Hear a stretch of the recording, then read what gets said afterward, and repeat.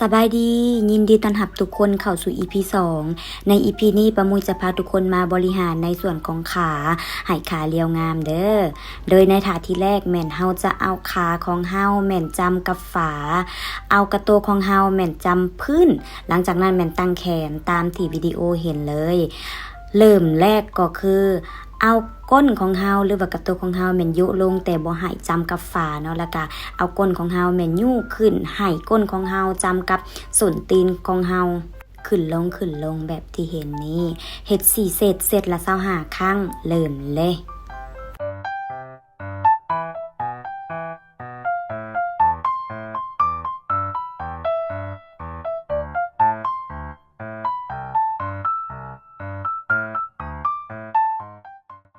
ในท่าที่2เนาะแม่นเฮาจะยับเข้ามา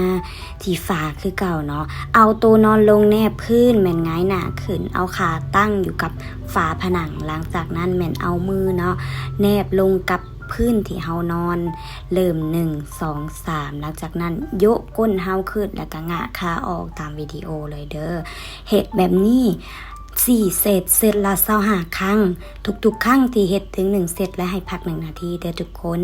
เริ่มกันเลย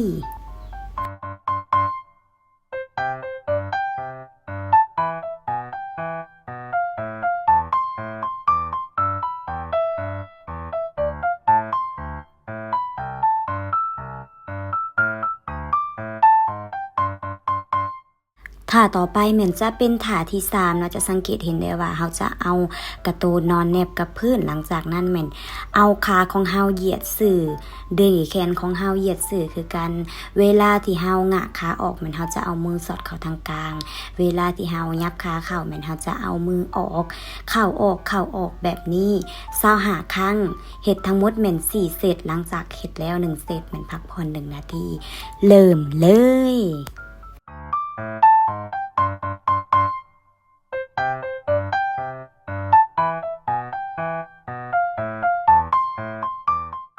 ในท่าที่4แม่นเฮาจะเอามือค้ำฝาหนังยองๆหลังจากนั้นแม่นเอาขาของเฮาฮุบเข้า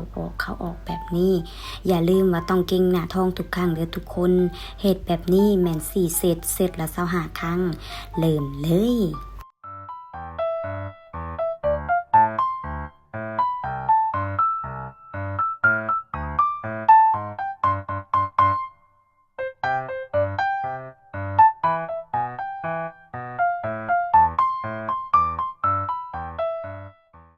ในท่าสุดท้ายแม่นเฮาจะเอามือและหัวเข่าค้ำพื้นจากนั้นแม่นให้ยกขาเบื้องซ้าย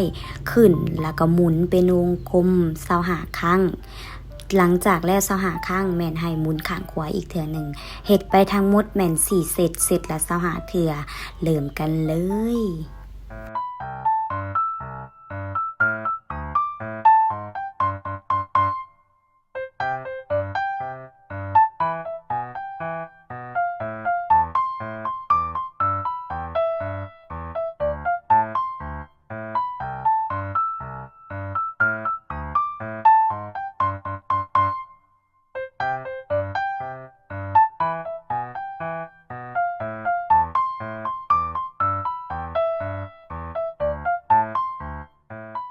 จบกันไปแล้วกับหาท่าออกกำลังกายของเฮา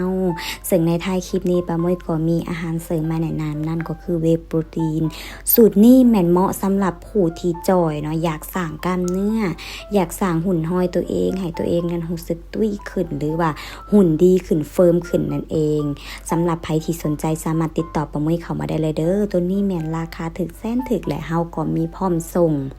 หับห้องว่าซื้อไปคุ้มค่าแน่นอนเนาะรสชาติก็แซ่บบ่ฝาดคอออกหวานๆแต่บ่มีน้ำตาลเด้อทุกคนเป็นหวานโกโก้และตัวนี้ก็จะผสมถั่วนั่นเองอย่าลืมตัวสวยดีๆแบบนี้มีติดกระเป๋ามีติดเฮือนไว้เลยเด้อย้ำอีกเทื่อนึงถ้าใครสนใจสามารถทักแชทเข้ามาเฮาหรือว่าติดต่อเฮามาได้ที่ Facebook เลยเด้อเจ้า